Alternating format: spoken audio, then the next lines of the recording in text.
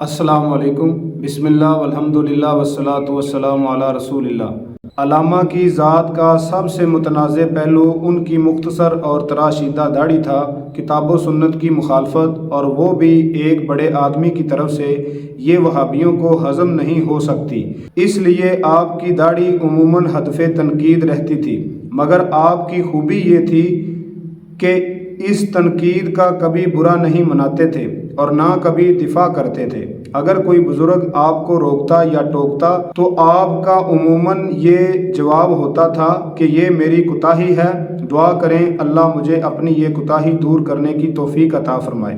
ورنہ آج کل کے لیڈران گرامی اپنی کسی شخصی کمزوری پہ اعتراض کی اجازت نہیں دیتے اور معترض کی ایسی کی تیسی کر دیتے ہیں۔ ایک مرتبہ ایک جلسے میں، اس وقت صوبہ سرحد اور اب خیبر پختونخوا سے کچھ پٹھان موجود تھے، جب آپ تقریر کے لیے تشریف لائے تو بے اختیار ایک خان صاحب کے منہ سے نکلا کہ اوئے اس کا تو داڑھی بہت چھوٹا ہے، اور دائیں بائیں سننے والوں کا بے ساختہ قہقہ بلند ہو گیا۔ مولانا ابو البرکات کی ڈانٹ۔ ایک بار گجرانوالہ گئے، وہاں آپ کے استاد شیخ الحدیث مولانا ابو البرکات بھی تشریف لائے۔ علامہ ان کا بہت احترام کرتے تھے۔ انہوں نے آپ کو دیکھا تو ڈانٹ دیا، یہ تم نے داڑھی کا کیا حال کیا ہوا ہے؟ شاگرد اب ایک بڑا آدمی بن چکا تھا، 400 اس کا شہرہ تھا، اہل حدیث اس کو اپنا امام مانتے تھے، رہنما جانتے تھے، مگر علامہ سر جھکائے مؤدب کھڑے استاد کی ڈانٹ ڈپٹ سن رہے تھے۔ محض اظہار ندامت تھا۔ رمضان کی راتوں کا ذکر ہے کہ ایک روز مسجد چینیاں والی کے صحن میں ایک بابا جی نے علامہ کو گھیر لیا۔ علامہ صاحب اے تسی داڑھی تے پوری کر لو۔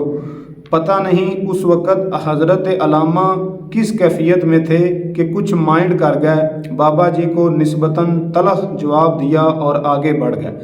بات زبان سے تو نکل گئی مگر علامہ کو بے چین کر گئی۔ اگلا روز آیا، بابا جی کے لیے مٹھائی لی اور مسجد میں آ گئے۔ اب بابا جی ایک طرف لا تعلق سے بیٹھے تھے۔ علامہ بابا جی کے پاس جا پہنچے، بابا جی کے گھٹنے پکڑ لیے، بابا جی معاف کر دو، آپ ٹھیک کہتے تھے، میں ہی غلط ہوں۔ اب بابا جی کو راضی کرنے لگے، مٹھائی پیش کی، بابا جی معاف کر دو نا۔ آنکھوں میں ساون تھا، بابا جی کے ہاتھ بلند تھے۔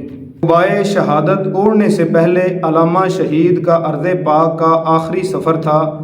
حسب معمول مدینہ یونیورسٹی گئے، طلباء و اساتذہ سے خطاب کیا، محفل جمی۔